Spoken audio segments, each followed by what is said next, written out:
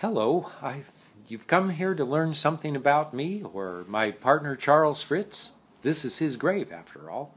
I'll give you some background about us, our photography shop, and what occurred to us later in life.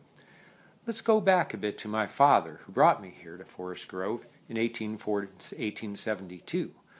It puts me about 6. I was turning 7 years old when we moved here.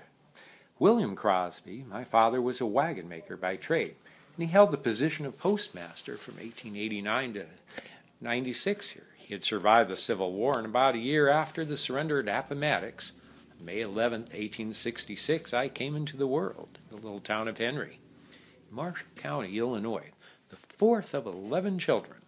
Most of my early life was right here in Forest Grove, and being a youngster, well, I stayed close to Dad and always remained close to him. On Wednesdays, I'd stand up for him as a captain of the Sons of Veterans, Chickamauga Camp Number 14 over at the ILOF Hall.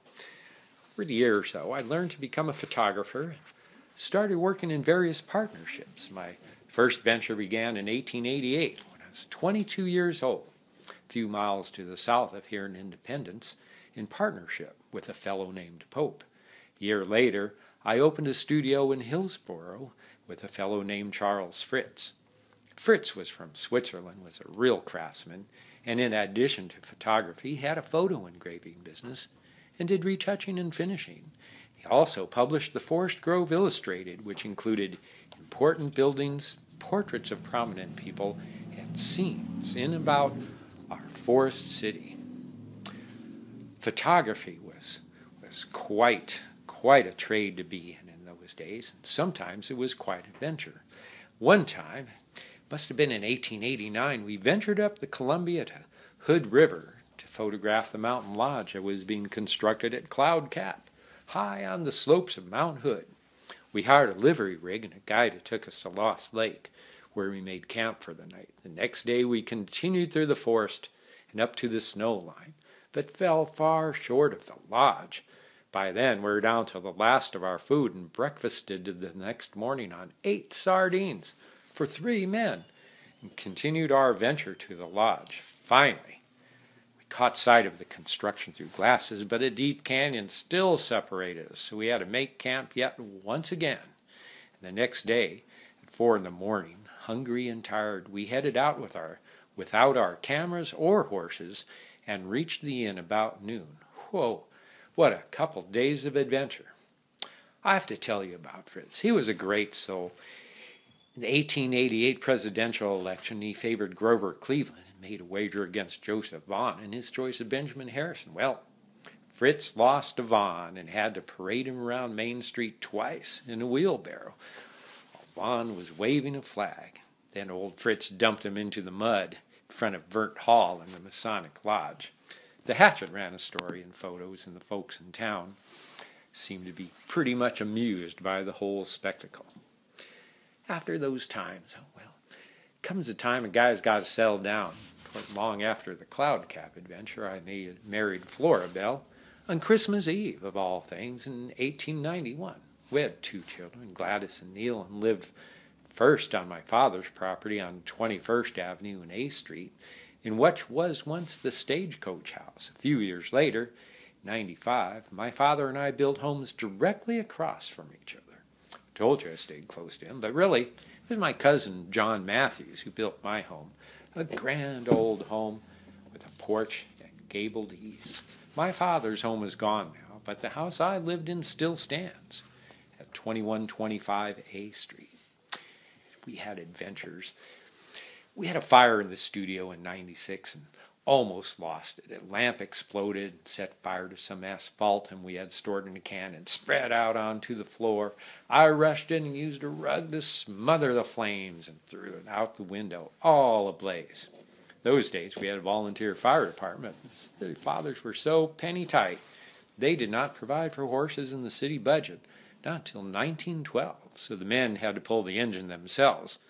By the time they arrived, the flames were out anyway. The damages came to about $15. As it turns out, in 1896, my wife and I moved north to Ilwaco, across from Astoria, and I turned more of the business over to Fritz. He did pretty good at it, too. saying in 1896 that his work was as good or better than any, and it surely was. But you know how life is, can't escape the inevitable, and a couple of years after I moved, my father, with whom I'd been so close, died. And that was in 1898, when I was 32 years old. The next year, my good friend and fellow adventurer in life, my business partner, Charles Fritz, died at the age of 46 after a long illness. Charles was resting here. He left a legacy of photos and many, many good memories. As for me and my wife, we moved to Walla Walla in 1899 and eventually settled in Tacoma, where I lived for 52 years.